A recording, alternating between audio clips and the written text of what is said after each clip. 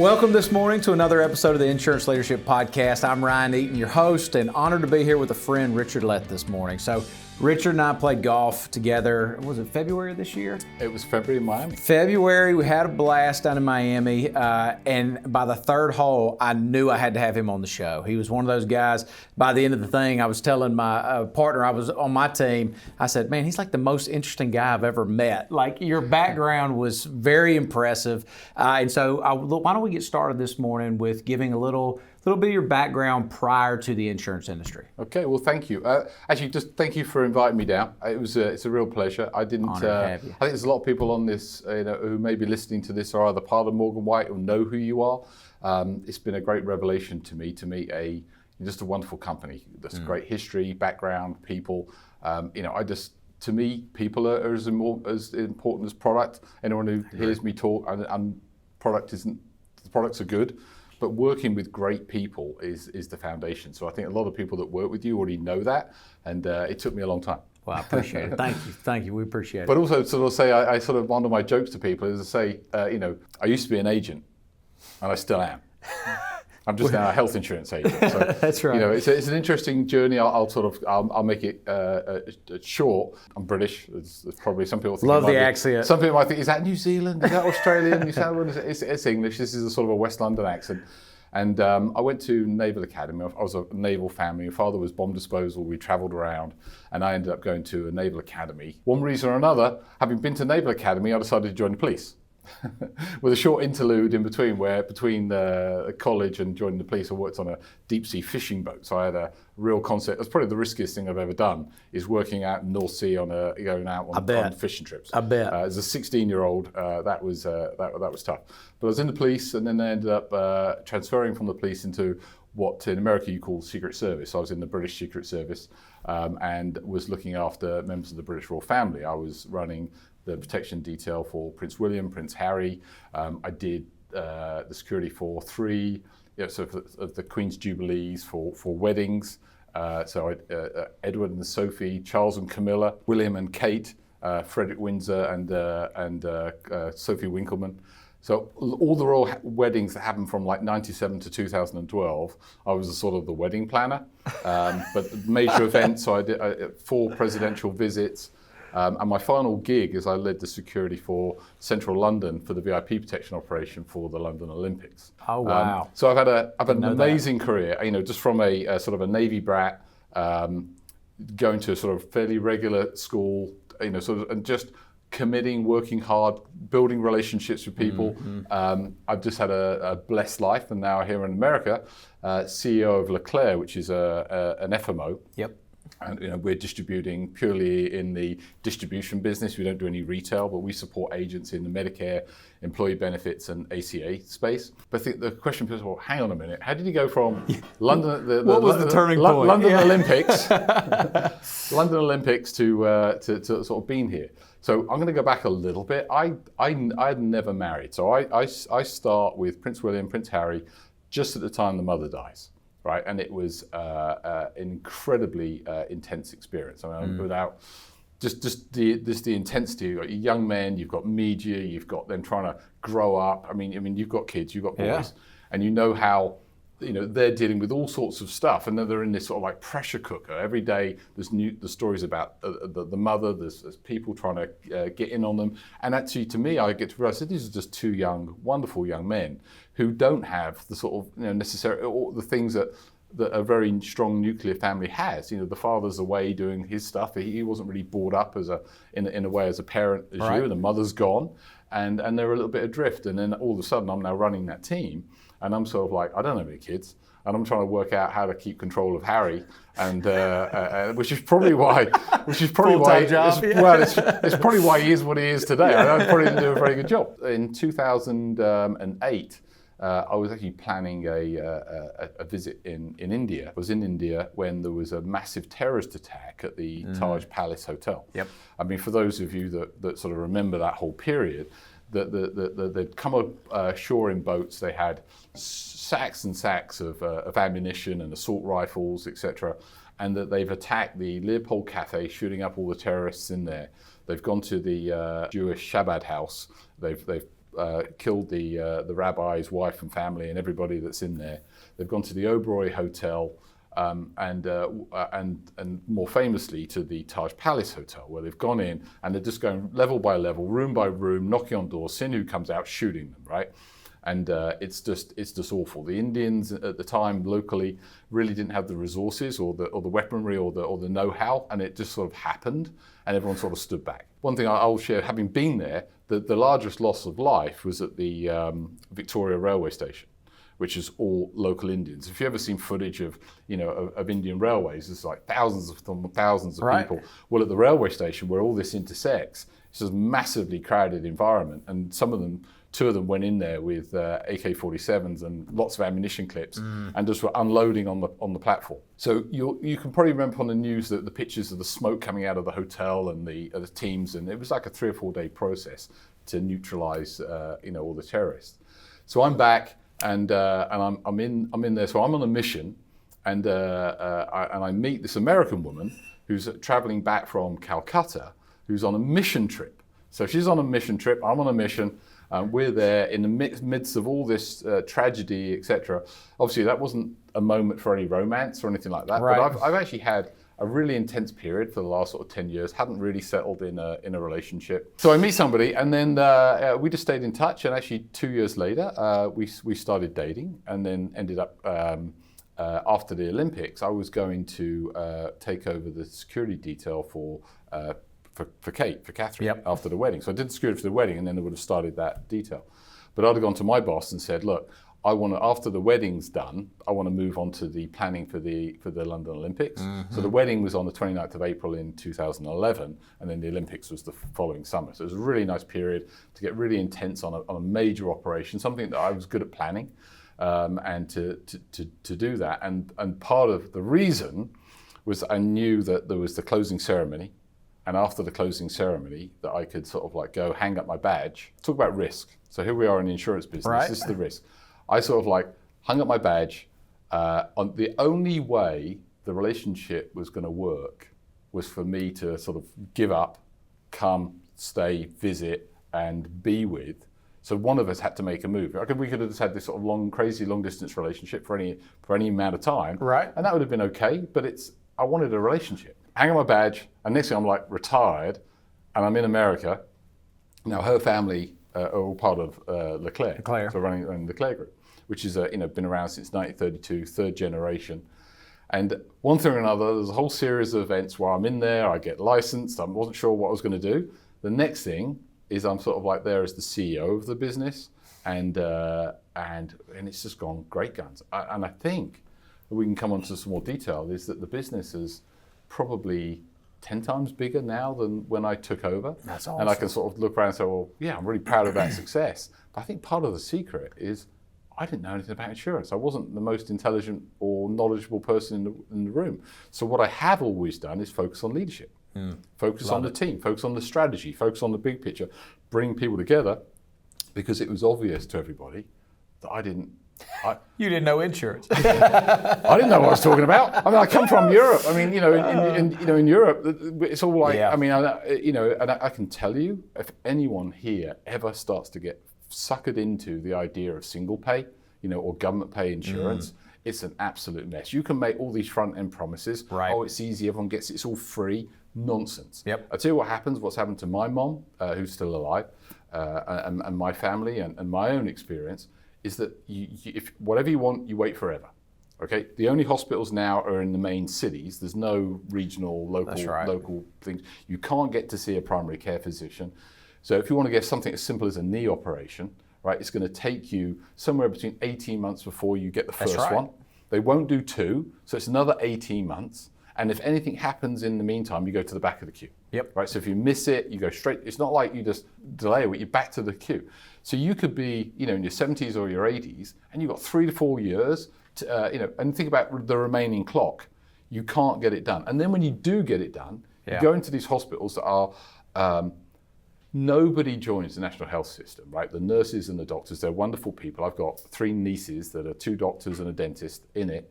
They're wonderful people. They all enter with the best intentions. But I can tell you what happens is the government just suppresses enthusiasm, suppresses motivation, suppresses anything, and puts in just red tape upon red tape that they almost can't do their jobs. Yep. I know that there are things we need to solve. Yeah. But the solution is not throwing the baby out with the bathwater and completely reinventing it. You have the basis of a wonderful system.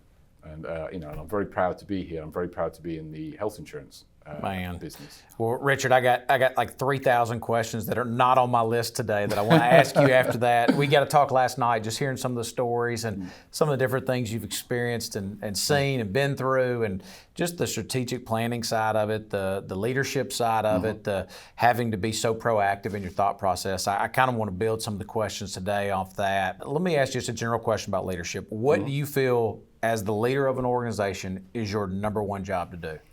Right, I'll answer that, but I will just say, any information you get from me, just always remember that there's a very famous oxymoron. Okay, it's called British intelligence. I love it. And since that's what I was a part of, there's probably not much intelligence that's coming from it. No. But let me think about this is my number one thing, and I don't often hear this in relation to CEOs. I think they do it a lot. I say to my people when I have team meetings or when I'm there, is that my number one job is to keep you safe. Okay, and I don't mean that in the sense of what my old job was, which was physically to keep people safe. I actually said, if I can create safety here, you know what you're doing, you know what our mission is, what our strategy is. So, okay, they're important things for me to do. But I just turned around and said, my job is to make you feel safe. There's no bullying. You're clear about your purpose. Your pay's gonna arrive. The company's got a really valid mission. So I focus on that culture, that safety, that everyone is happy. So it's just non-negotiable to me. Anyone who's toxic, anyone that has there's any sort of misogyny or racism or anything like that. Now, I love humor. British, we love humor. So I think sometimes America's lost the plot as to where the line between humor and all the rest of it is. So, but I think my number one job is, all things being equal, day in, day out, I want people to feel happy and safe to come to work. Because after that, they're just productive. Yeah. I don't have to be a genius. I think that's really good. I hadn't thought of it like that before, but that makes a lot of sense. You hear vision, you hear stuff like that's a very common thing, but making them feel like they got a good, safe place to go to work, and safe in the meaning of, hey, you're going to have a paycheck. It's going to be a good environment. The culture is going to be good. The people you work around, people who are creating strife and stirring stuff up, we're going to get them off the team. This is a good place to be. That's good. Good place to stay, and you're going to feel happy and content, and you've got a career, and it's something. And I just think that is fundamentally important. And I think sometimes I hear, when it's on a podcast or people talk about this very heroic leadership about, I'm the visionary, I'm the bread maker, I'm the rainmaker, and all the rest of it. And I know there's a lot of this heroic leadership out there, and I think often it's about CEOs trying to justify their pay and one thing or another, and how great they are. But for me, I make it all about the team. Often, even in the meeting today, right? It's all about the teams up front. They're the ones making the presentation. They're the ones with the idea. My job is to support them, come with, sit with, and say, you're good, you've got the budget, you've got the clearance, this is on you. And by the way, not only is the work on you, but actually the success is yours as well. That's it. So I don't take any of that away. So with that question, I would then ask, what do you think leaders get bogged down with more than anything? Because I noticed that even at dinner last night when we were leaving dinner, you said, well, I'm going to come to the meeting, but these are the guys who do all the work, know all the information. I'm here to support them. Yeah. And I like that. And I think a lot of leaders in today's time get sucked into emails, get sucked into meetings, get sucked into so many different things. And really what their role and their job is, they don't end up being able to do that because they're more enthralled with the day-to-day type stuff. What do you think is...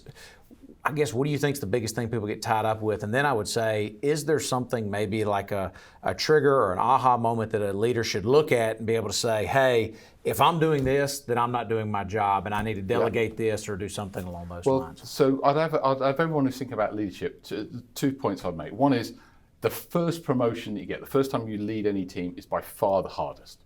Right, that's the point where you come from the shop floor or the team, and next thing you're leading a team or a subset of that team, etc.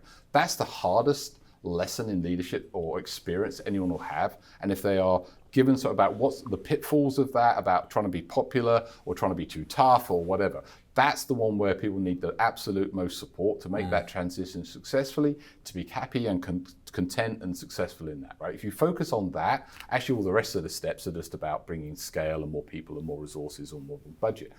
But actually for me, when I think about, as I bring in senior leadership, The biggest mistake I see people make is that these are genuinely super talented people, right? So they've actually earned their success through what they've done. So what they think is each time they go up the ladder that their job is to do more, is to actually that I'm more senior, therefore I have to do even more. Even more of what I'm currently doing. It's like an aggregation process. So you just see this sort of like rolling stone gathering, or whichever one gathers moss, right? Or the turtle shell just getting all this stuff, and it's just weighing them down. So what I say to people is I want you to stop doing it. I want you to stop doing it. The only thing that is scalable is your support, is your vision, is your direction, and making sure that you have enough people on the team. If you're running out of capacity, right, and there's an ROI there, and it's doing the right thing, then you hire into that space. You don't do more. I actually want to see my leaders do less, because the more you do, the less you think.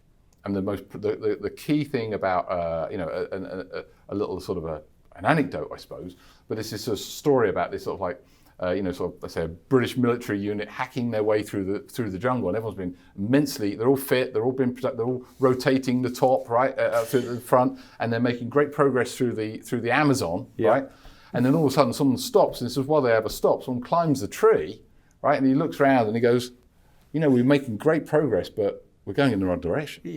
Right? And that's what happens when you get bogged down doing, you're not looking, you're not thinking about. And the question I'll ask people is, I've been in this business now for 10 years. And if I just look at if I look back today into next week, you don't see any change.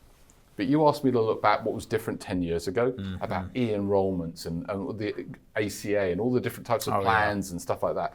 Just massive change if you put perspective onto it. So therefore the question is, just know that change has always been throughout humanity. Your key job at the leader is, and I think in northern Minnesota, I don't know about down here in Mississippi, but where's the puck going, right? And I don't know what puck is. Is that hockey?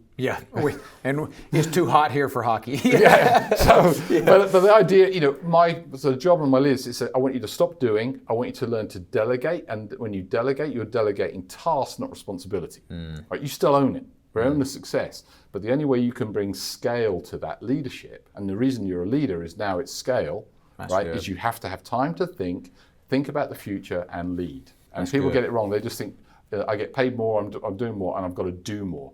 No, I want outcome, not effort. Well, I noticed with your team, even they love you. You could tell with Ryan and Emily last night. They just close relationship there.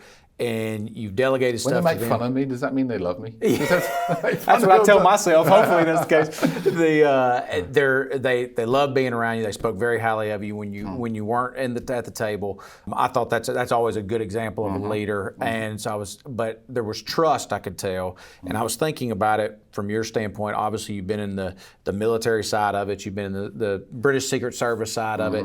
And you have to be able to trust the guys on your right and your left in those type of situations. How do you build good trust among your team? Well, I don't think there's any great shortcuts to that. So when I was there, I was part of would be the selection recruitment process, and it's a lot of work. We focus on selection, recruitment, selection, and training. Right? You get that right, you got the right. It's just whether it's picking software or it's picking the right car. What's the right tool for the mission, right? And that's the same with the human, right? So you get the right human in. Now at that point, everyone understands that thing about who's can you have they got your back or whatever. That's right. The only way that works is partly we do a lot of training. So the training is in very sort of real environments, right? It might well be it's real guns, it's real sort of hostage situations, it's in mock buildings, maybe it's simunition. It still hurts, right? But it's funny when the human mind gets into a practice. People often would say. In a practice, and they would completely get it wrong, or they'd lose their head, or they wouldn't see, or they get tunnel vision. And they said, well, I wouldn't do that in the real world, right? Now, I know you can't do this day, but one of my old instructors at that point used to turn around to someone and go, whack! And they go, you know what? That would hurt in the real world. So what's not in the real world? I'll give you a good That's right. And the point is, actually how you train and how you practice is how you play.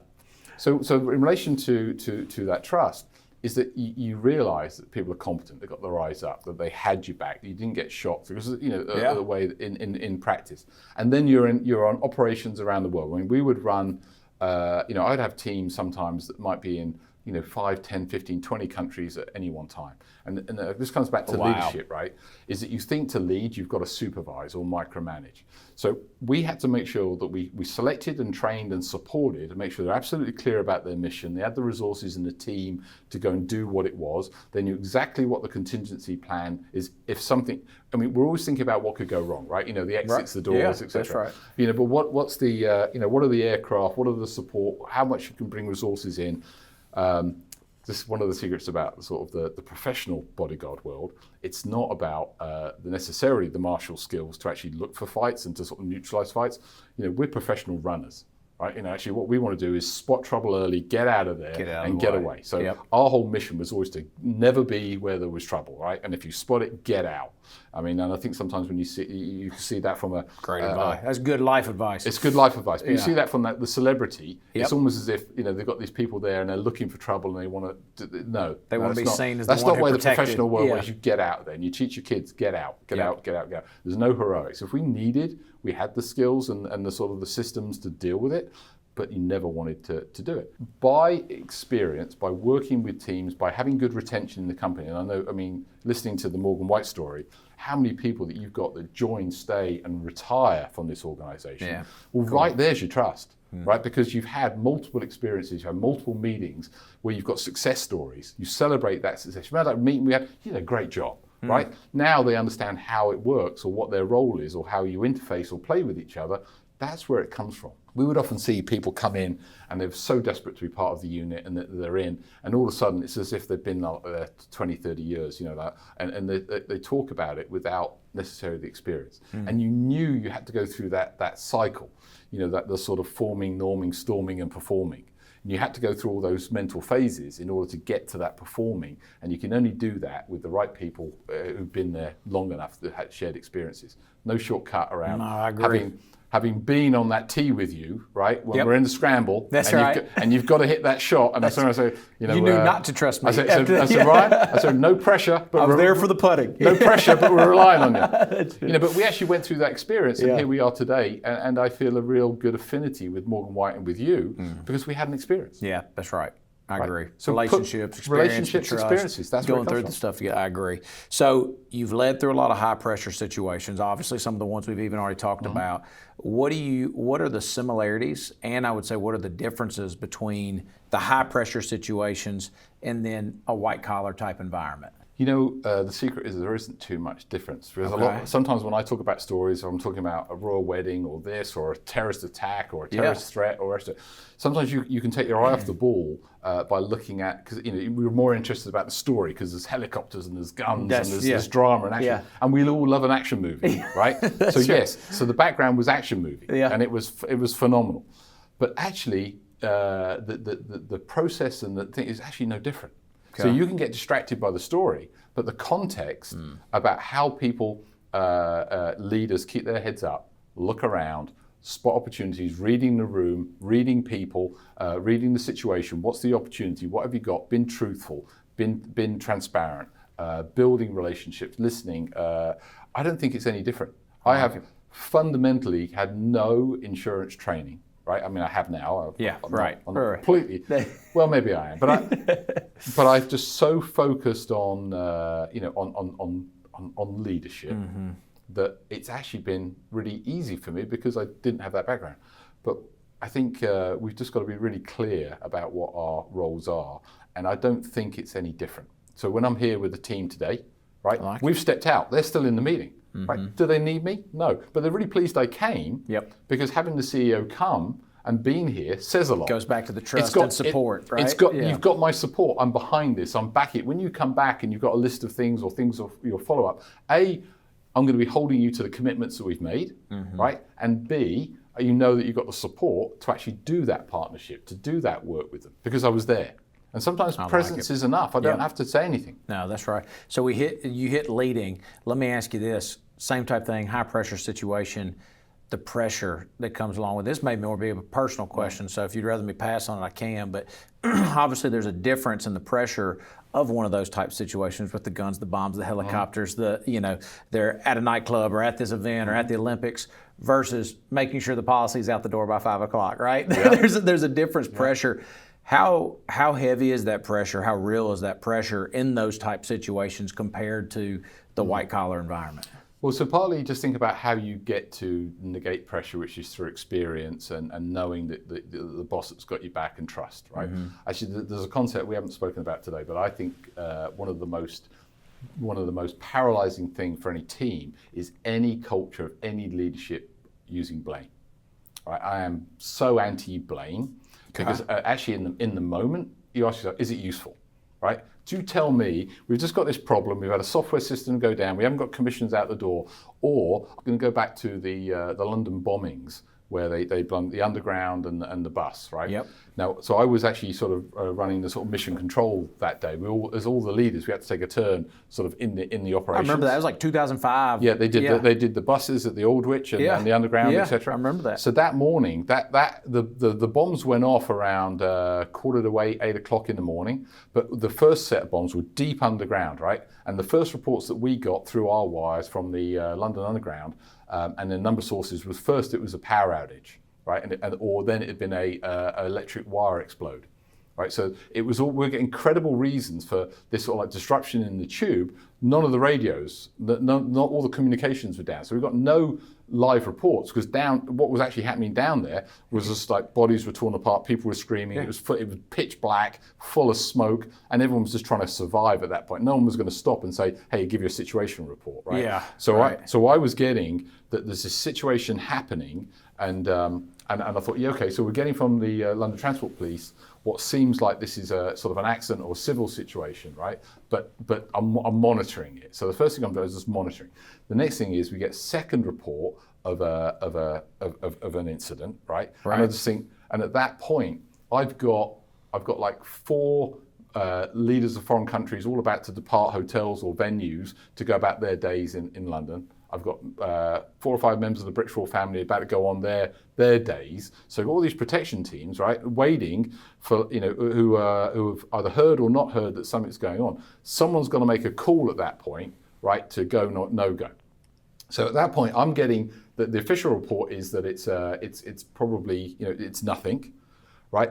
But you can't cry. So this is the thing what comes in pressure.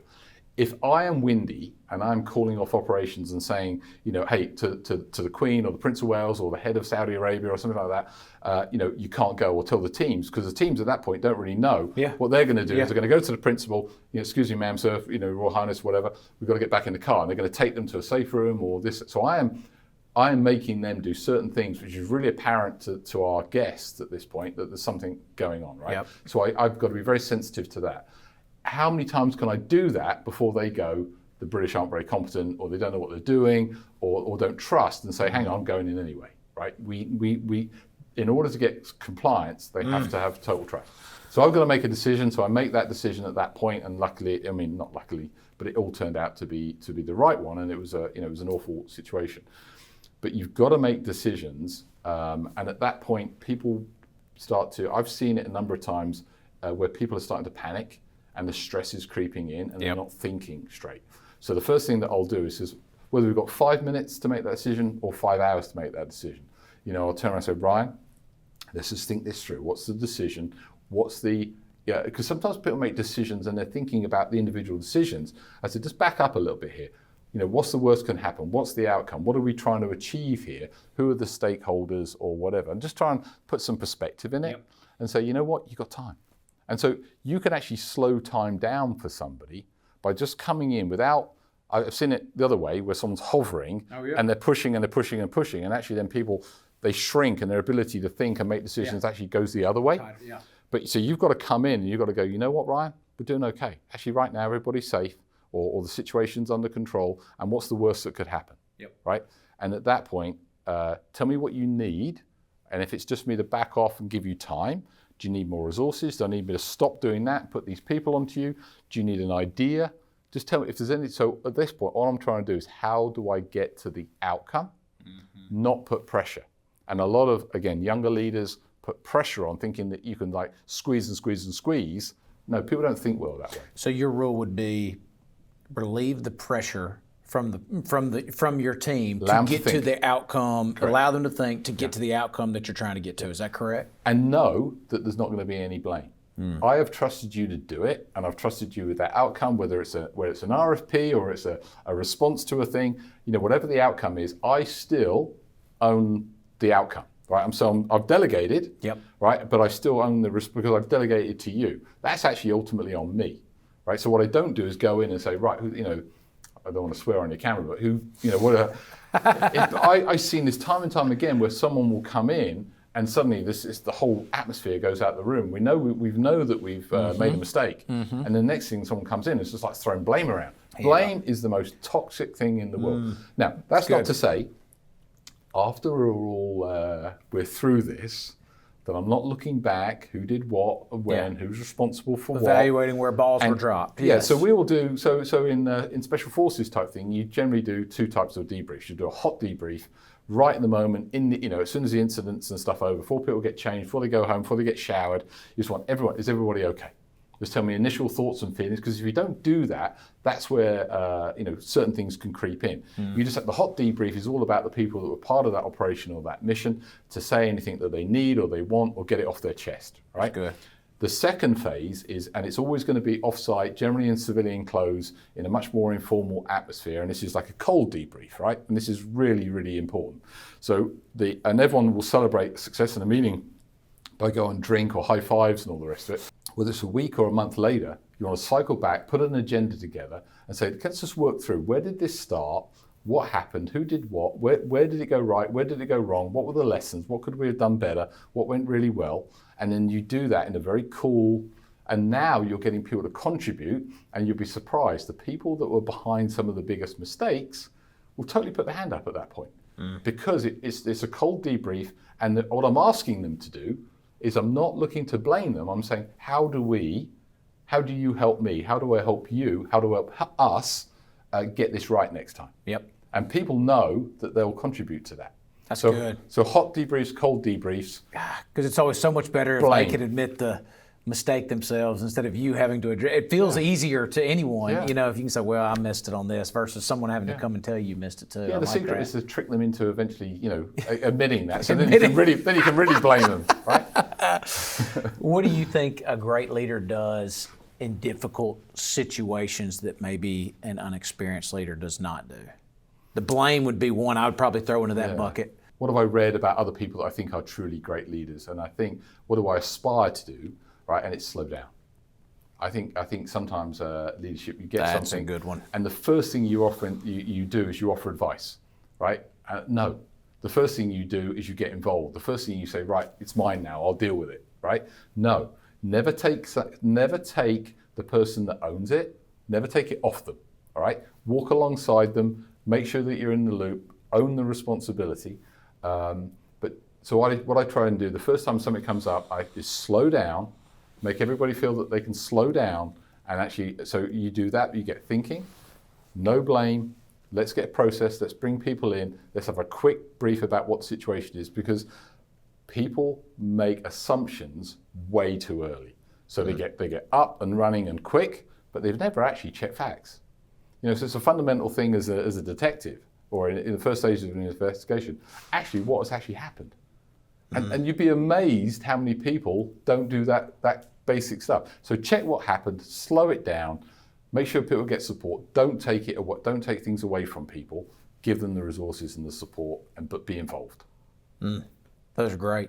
What would you say, what's your biggest leadership principles you've learned kind of in your time, in whether it was here in insurance, whether it was Secret Service, what has been leadership lessons maybe that you passed down or you saw from people before you that have had the most impact in your life? One of the people that I always reflect on was a guy called Peter Loughborough. He was like the commander in our unit. He was just such a wonderful, just such a gentleman. And the perception of how he seemed to move through life as if he had 48 hours in the day. But I knew he was like the busiest person that I knew. But he always had a moment, right? Even if it's walking in the corridor or whatever, he always had that time for somebody, and often an advice. And sometimes, I didn't realize actually how subtly it sort of like passed me off because he didn't have time. But he always gave you something. always made you feel that, yes, you'd registered or had heard it. And it's amazing actually how supportive that was, knowing that, he knew. And you could see, when you can see someone who hasn't got time for you, right, but just stops for a moment, you can read that they don't have time. So your respect comes out for them to say, okay, I need to back off, got to solve this on my own. So good. But the fact that he gave you something Yep. can just be 5 seconds, 10 seconds can be so uplifting. One of my bosses here at Morgan White, when I started, he used to go by every single morning with a cup of coffee, and he would spend the first 20 minutes of the day just going by and just saying hey to everyone. He might spend 30 seconds with each person, 10 seconds, whatever the case may be, but you never know, he might stop with someone and spend 5 minutes with them. Because he said, I don't know what the rest of my day looks like, and I might be too busy to say hey, and I want everyone on my team to always know I care about them. Yeah. And I love that. And it was one of those things, I did it for a while and slowed down. Now I maybe do it like once or twice a week, but I love how he did it every morning, just a quick hey, maybe take 20 minutes of his morning, but at the same time, everyone loved him when they'd run through walls for him. So that's a great lesson. There's certain things. I remember in the Navy, one of the heroes of the British Royal Navy was Lord Nelson, who, the Battle of Trafalgar, which we crushed if there's any French or Spanish watching, I do apologise. But we crushed the Spanish, and the Spanish British were vastly outnumbered. But he just led them into battle, and before that he decides that he's going to wear his full admiral's uniform with all the badges, and he's going to walk the deck. Right, so he had asked all of his sailors to be totally committed to the fight, right, and just to fight but he wanted them to know that if they turned around, he would see them there, right. Now, I don't think the story ended well, because he was then a target and he was shot and killed by the French snipers out of the rigging. So I don't pros and cons to everything, right? Pros and cons to everything. But if you put yourself up, you can take the slings and arrows. That's right. Now, but he had the bravery to know the most important thing there for all of his men in that situation was to be seen, and that they knew that they were going to risk their lives, and he was going to risk his too. And that didn't mean he had to lead from the front. He was behind, right? But it's just that. So that's the love that I think people talk about in battle or combat that soldiers feel. I think America's blessed, Britain's very blessed about how we do it for Queen and country. And you'll do it for the flag, right? And the idea of freedom and independence is very strong.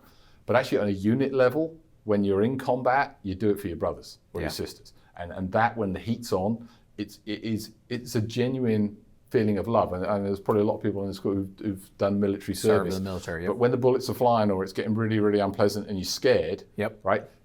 Fear and love are so close. And it's amazing. Your heart almost bursts when you see someone doing something to try and protect you or do something that you just want to throw yourself onto something. And that's where, combined with professionalism, common sense, it's a very, very powerful thing. And I think this is where the democracies, the free countries, where the military are not conscripted, they do it for love. And I think I saw something in America. It's less than 4% of people in this country are able or willing, have either the mental, physical constitution and the preparedness to sort of be in combat for America. And you think about the size of the army, you look at the population, you look at what's happening in some of the cities and one thing or another, you think there's only about 4% of America that is willing to stand up and die for America at any one time, all right? I mean, we wouldn't count, maybe they count you, they wouldn't count me, I'm just too old, but that's the number. That's why these people are so special, and the feeling that they have and what they're prepared to do.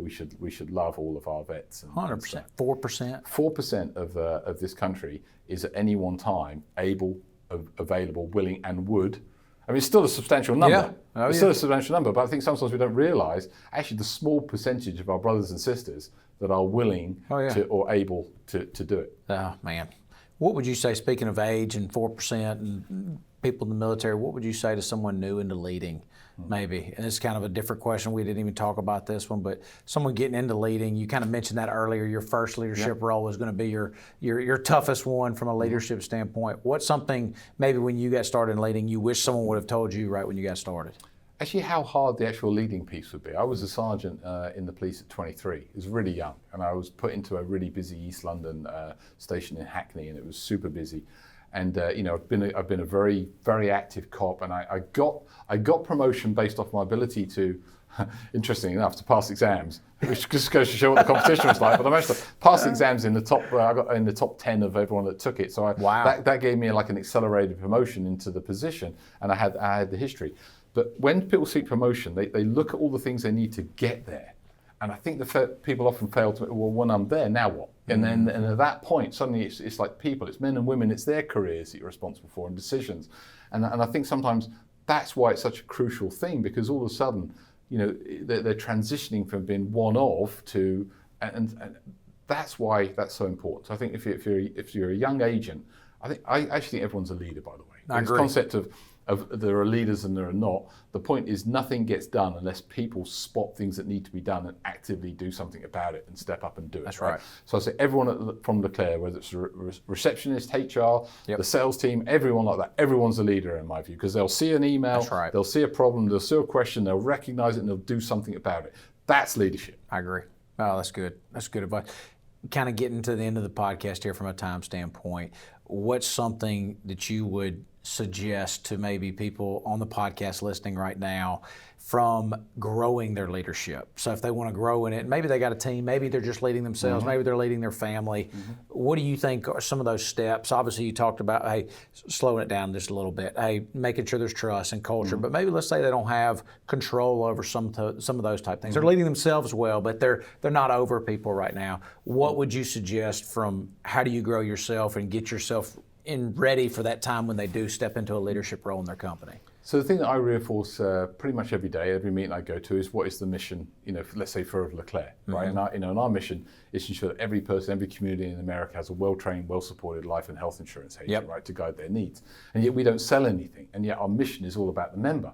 And I remind the people every day, so when I talk about what should you do, think about the mission. Why are you here? What are you doing? Is it a paycheck, or do you I am always looking for signs that people get the mission, right? I'll do the culture, I'll make sure they get paid and all the rest of it, but I want people that get the mission. Because once they get the mission, then all the rest of it happens is magic. So the first thing I'll say to anybody who wants to be a leader, fully understand why you're there, what's the opportunity within that business, what's the mission, and then spot and look for opportunities to fulfill that mission. Because this is a fundamental principle of leadership, and I'll finish on this. So much they think leaders are going to direct. And actually, the core things, it was a fundamental change after the First World War in all militaries, certainly Western militaries, is it's not this top-down leadership anymore. What happens is, on a unit level, is that you just say, this is our goal, this is our outcome, this is where we're going, right? This is the mission, right? And at that point, you know that the famous, the original saying is, no plan survives first contact with the enemy, and more famously in America they talk about getting hit on the nose. What was the boxer? I'm not sure which quote that one is. Anyway, well, it was the famous. Everyone's got a plan to get punched in the nose. Yeah, Mike Tyson. Yeah. Yeah, so that was just that's just a modern version of that phrase. But it's so true. I have a plan. But if I have got people to know where they're going, right, destination, that's right. Then at that point, as long as they follow the mission and they're all going to the same place, I'll see you there. So I could actually at that point just tell me what you need from me. I don't just sit back. It's not pure laziness. Tell me where you want to go. I'll find the opportunities and be someone who finds those opportunities. They'll go over the fence. They'll follow the path. The original plan is to go there, but it's not a straight line. That's good. And the only way you'll get there as a company and be really successful is everybody makes their own way to that destination based off the obstacles and the opportunities they see along the way. And that is the key to me to leadership. Make sure that everyone at a unit level all the way through knows where we're going and feels empowered. I love it. To get there themselves. Man. Otherwise it's just too much hard work for me. I can't look after 200-300 people every day and tell them all what they do. Micromanaging is just the worst. And I'm not built for it. I'm not built for it. No, I'm not either. Richard, you're the man, brother. Guys, if you can listen to this podcast and not think that this guy has to be one of the most interesting people you've ever listened to, I shut it off right now. That was awesome, man. I love the stories. And last night, what you shared with us and everything else. I love the business we're in. Oh, man. And insurance is phenomenal. Your history, though, and what you're doing in the insurance industry now, I'm so glad we were able to have you on the show today. So that was awesome. Yeah, so, I'm sorry I go on a little bit, but that was great. Timing's great. Thanks. I love being here. Look, thank you everybody for listening today. Remember, Insurance Leadership Podcast, a good plan today is better than a great plan months from now. Thank you very much. Thank you for serving your community.